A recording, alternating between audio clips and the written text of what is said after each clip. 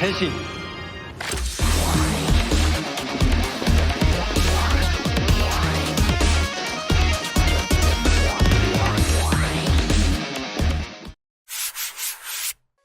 Assalamualaikum warahmatullahi wabarakatuh. Salam sejahtera, salam damai semuanya. Selamat datang kembali di The One and Only EQ Media. Sebelumnya biar kalian gak ketinggalan seputar kita kalian bisa banget melipir ke akun Instagramnya Om Hige di @resnayusa. Terus ada akun Instagramnya EQ Media di @EQ dan akun Instagramnya Om Herdi di @herdianyadi. Dan kali ini kita akan membahas tentang Metal Heroes dan alasannya kenapa penayangan mereka terus-menerus menurun setiap tahunnya.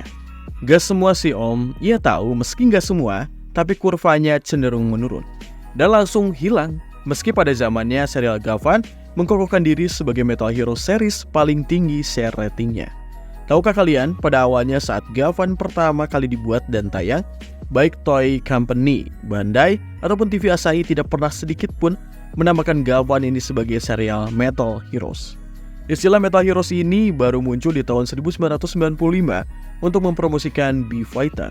Dan Metal Heroes juga pada awalnya digadang-gadang sebagai subjek antisipasi ataupun subjek tambahan dan pergantian juga atas ketidakhadiran yang cukup konsisten dari Ultraman dan Kamen Rider di tahun itu.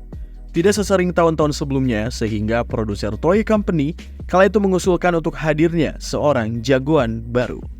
Serial seperti Uchu Keiji Gavan ataupun Space Sheriff Gavan dan Kyoju Tokusou Jaspion berhasil mencapai popularitas yang signifikan pada masa itu. Namun, sejak pertengahan tahun 90-an, popularitas Metal Heroes mulai menurun di Jepang. Jadi ada beberapa alasan yang dapat menjelaskan mengapa tayangan Metal Heroes tidak laku di Jepang pada waktu itu. Sebelum kami sebutkan dengan jelas, jadi kami dapatkan sumber bahasan ini semua dari berbagai media, dari pembahasan di interview Jepang dan artikel lain yang Om Higi dapatkan dari forum-forum. So, jadi inilah bahasannya. Di nomor 1, perubahan tren. Pada pertengahan 90-an, tren hiburan di Jepang mulai berubah. Di kala itu munculnya serial anime seperti Neon Genesis Evangelion dan Dragon Ball Z yang lebih fokus pada cerita yang kompleks dan karakter yang mendalam menjadi jauh lebih populer di kalangan penonton Jepang. Hal ini menyebabkan pergeseran minat penonton dari tayangan tokusatsu tradisional seperti Metal Heroes ini tadi, bergeser ke ranah anime. Di nomor kedua, persaingan dengan serial Super Sentai. Serial Super Sentai seperti Kyoryu Sentai Zyuranger yang menjadi dasar untuk serial Mighty Morphin Power Rangers yang diadaptasi oleh Barat terus mendapatkan popularitas yang sangat tinggi di Jepang. Ketika serial Super Sentai semakin populer, fokus penonton juga teralih ke serial ini. Jadi mengurangi minat halayak pada Metal Heroes. Di nomor ketiga, inovasi dan evolusi genre tokusatsu. Tokusatsu terus mengalami inovasi dan evolusi dari waktu ke waktu. Serial seperti Kamen Rider dan Super Sentai semakin terus beradaptasi dengan cerita yang jauh lebih kompleks, desain karakter yang jauh lebih menarik, dan efek khusus yang lebih canggih. Sementara itu Metal Heroes lebih cenderung mempertahankan formula dan gaya yang sama seperti di masa lalu, tanpa banyak inovasi yang jauh lebih signifikan. Hal ini membuatnya terlihat lebih ketinggalan zaman di mata penonton apabila kita komparasikan dengan serial lainnya. Di nomor keempat, kelelahan konsep. Setelah bertahun-tahun tayang, beberapa orang mungkin merasa bahwa konsep Metal Heroes telah menjadi terlalu repetitif ataupun kurang segar. Meskipun setiap seri Metal Heroes memiliki elemen uniknya sendiri, beberapa penonton mungkin merasa bahwa cerita dan karakternya tidak lagi memberikan daya tarik yang cukup hidup. Di nomor kelima, perubahan dalam industri hiburan.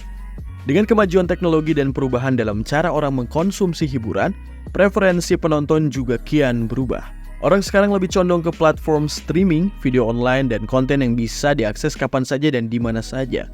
Model tayangan tradisional di televisi mungkin tidak lagi menjadi pilihan utama bagi banyak penonton, dan hal ini dapat mempengaruhi penilaian dan popularitas tayangan Metal Heroes. Di nomor keenam, perubahan target audience. Beberapa perubahan dalam penargetan audiens juga bisa menjadi faktor. Serial Metal Heroes awalnya ditujukan untuk anak-anak dan juga remaja, tetapi mungkin sulit untuk bersaing dengan tayangan yang ditujukan untuk segmen yang jauh lebih muda ataupun segmen yang lebih tua juga sulit menembus. Katanya pernah ada di titik bingung. Di nomor ketujuh, inovasi dalam tokusatsu Kantoku. Perkembangan teknologi efek khusus dan grafis komputer telah mengubah standar dalam tayangan tokusatsu. Metal Heroes seringkali menggunakan efek sederhana dan kostum yang terlihat kuno dibandingkan dengan produksi modern yang lebih canggih di tahun 90-an. Nomor ke-8, mencari peruntungan di Jepang menjadi kian sulit. Metal Heroes bisa kita kategorikan kurang laku di Jepang pada masa itu. Nyatanya, beberapa seri Metal Heroes seperti Sekai Ninja Senjiraya dan juga Jukobi Fighter mendapatkan popularitas di luar Jepang, terutama di negara-negara seperti Brazil dan juga Prancis. Tapi itu tidak berlangsung lama dan dana kas Metal Heroes semakin gak ada. Di nomor 9, properti Metal Heroes jauh lebih mahal daripada Super Sentai dan Kamen Rider pada masa itu. Bahan-bahan formnya dan properti lainnya katanya mahal banget. Memang sempat diakali dengan berbagai cara dan bahan, namun jatuhnya jadi super ribet dan memakan waktu yang jauh lebih banyak, jadinya tidak efektif saat itu. Di nomor 10, jam tayang yang terus dipindah-pindah. Meskipun Gavan, Sharifan, Sider, Jaspion, Spielband, Winspector, dan Soulbrain performanya bisa dianggap di atas rata-rata, pada rating dan lain-lain, ternyata serial ini sering gonta-ganti jam tayang di berbagai negara. Dan katanya di Jepangnya pun ada problem jam tayang dari serial yang kita sebutkan di atas tadi. Nah begitu guys, silakan ditulis di kolom komentar. Tuliskan opini kalian ataupun komentar kalian tentang Metal Heroes di kolom komentar ini. Thanks sudah nonton. Wassalamualaikum warahmatullahi wabarakatuh.